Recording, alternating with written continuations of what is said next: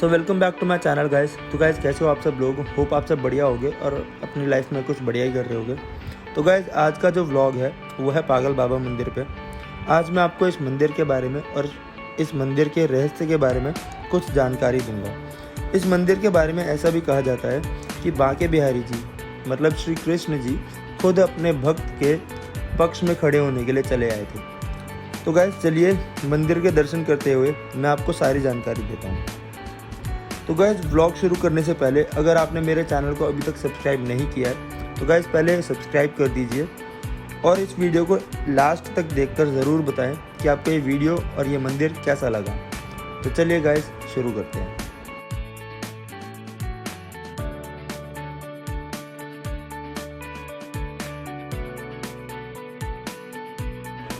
इस मंदिर में जाने के लिए आपको पर पर्सन 10 रुपये की टिकट लेनी पड़ती है।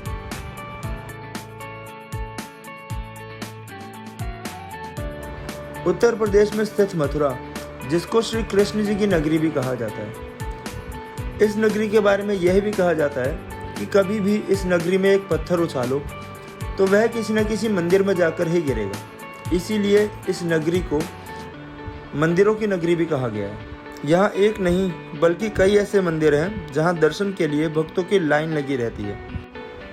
साथ ही यहाँ के कई पुराने किस्से हैं और उन किस्सों में छुपी लोगों की आस्था भी अटूट है। शायद इसीलिए यहाँ भक्तों की भीड़ हमेशा ही लगी रहती है। इन सब मंदिरों में एक मंदिर बहुत खास है जिसका नाम है पागल बाबा मंदिर। यह मंदिर पागल बाबा उर्फ नील आनंद ठाकुर द्वारा बनवाया गया था और यह मंदिर मॉडर्न वास्तु का उदाहरण भी माना जाता है। यह मंदिर बहुत ही सिद्ध और प्राचीन है। इस मंदिर की यह मान्यता है कि यहाँ जो भी आता है उसकी सभी इच्छा पूरी होती है। इस मंदिर में दर्शन के लिए हजारों लोगों की भीड़ लगी रहती है, खास तौर पर पूर्णिमा के समय पे, क्योंकि यह माना जाता है कि पूर्णिमा के समय पे कोई भी श्रद्धालु यहाँ आता है तो उसकी सारी इच्छाएं पूरी होती है। ऐसा कहा जाता है कि पूर्णिमा के दिन जो भी यहाँ आता है वह यहाँ से खाली हाथ नहीं लौटता।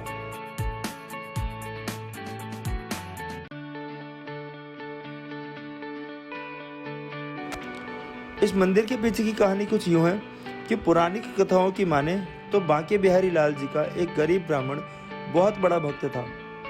एक बार उसने एक व्यक्ति से कुछ रुपए उधार लिए और हर महीने थोड़ा थोड़ा कर चुकाता रहा। जब आखिरी किस्त रह गई तब उस व्यक्ति ने ब्राह्मण को अदालती नोटिस भेज दिया कि ब्राह्मण ने अभी तक उधार नहीं लौटाया है, इसलिए वह पूरी रकम और ब्याज वापस करे। इस सब में ब्राह्मण बहुत परेशान हुआ और उस व्यक्ति को बहुत सफाई दी, परंतु वह व्यक्ति अपने दावे से नहीं हटा और फिर मामला कोर्ट तक पहुंच गया।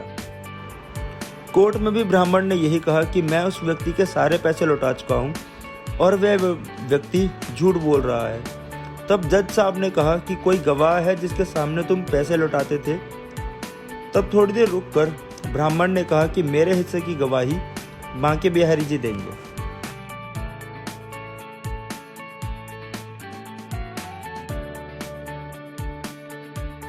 ऐसे में अदालत ने गवाह का पता पूछा तो ब्राह्मण ने बताया कि बांके बिहारी अर्थात कृष्णा, जो कि बांके बिहारी मंदिर वृंदावन में वास करते हैं। यह सब जानकर कोर्ट ने इस पते पर सम्मन जारी किया और बांके बिहारी को कोर्ट में गवाही देने के लिए बुलाया।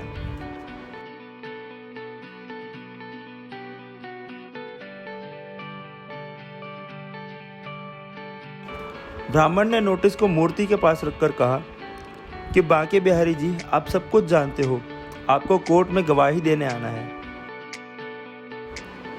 इसके बाद यह हुआ कि गवाही के दिन सच में एक बूढ़ा आदमी कोर्ट में गवाही देने आ गया और उसने बताया कि रुपए देने के समय मैं साथ में होता था और यह भी बताया कि कब कब रकम वापस दी गई है। इस सब के बाद जब जज साहब ने सेठ आदमी का खाता देखा तब गवाही सच निकली। रकम खाते में दर्ज थी और नाम फर्जी डाला हुआ था। जज साहब ने ब्राह्मण को निर्दोष करार कर दिया।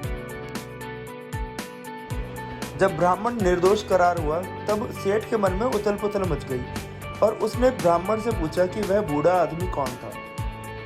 ब्राह्मण बोला कि वह बूढ़ा आदमी सर्वत्र रहता है और गरीबों की मदद करने के लिए हर बार आता है।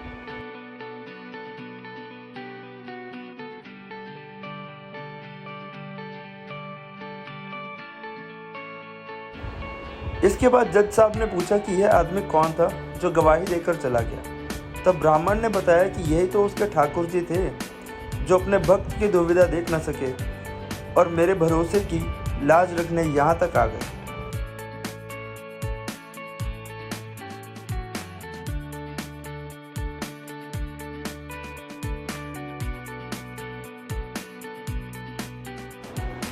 तब जज साहब ने बांके बिहारी का पता पूछा। इस सवाल के जवाब में ब्राह्मण ने यह कहा कि मेरे ठाकुर जी सर्वत्र है, वह हर जगह है।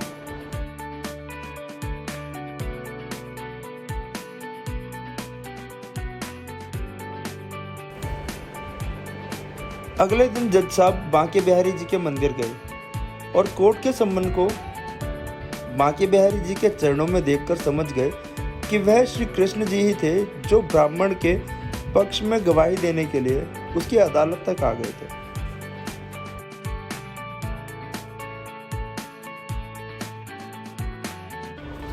ये सब जानकर जज साहब अपना कामकाज और घर बार सब त्याग कर ठाकुर जी को ढूंढने चले गए और फकीर बन गए।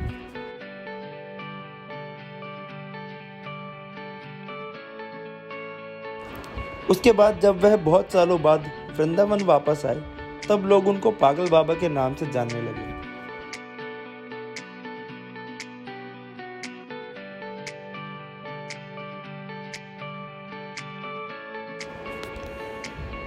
यह मंदिर नीलानंद ठाकुर अर्थात पागल बाबा ने 1969 में बनवाया था।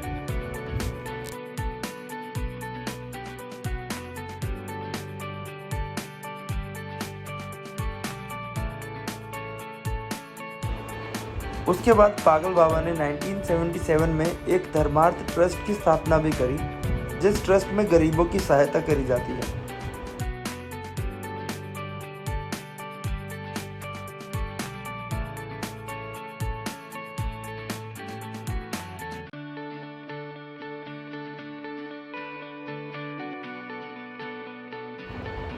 इस मंदिर में आपको दीवारों पर भक्तों की इच्छाएं लिखी नजर आएंगी, जिसमें उनकी मान्यता यह है कि दीवारों पर लिखकर जाने से उनकी इच्छाएं पूरी हो जाती हैं।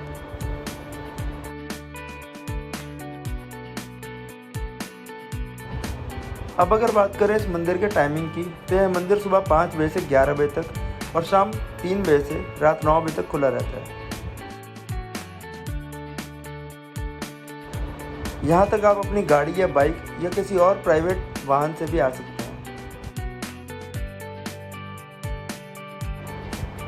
यहाँ तक आने के लिए nearest railway station Mathura junction है, जो कि 10 किलोमीटर नज़दीक है, और nearest airport Delhi Indira Gandhi airport है, जो कि 170 किलोमीटर दूर है।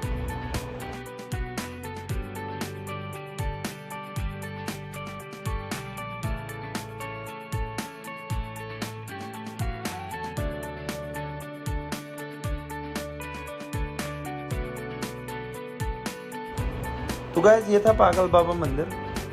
ये मंदिर और ये वीडियो आपको कैसी लगी आप नीचे कमेंट बॉक्स में ज़रूर बताइएगा। इस वीडियो को ज़्यादा से ज़्यादा लाइक कीजिए, शेयर कीजिए और मेरे चैनल को सब्सक्राइब कीजिए गाइस। तो गाइस, मिलते हैं अपने नेक्स्ट वीडियो में। Bye guys, take care.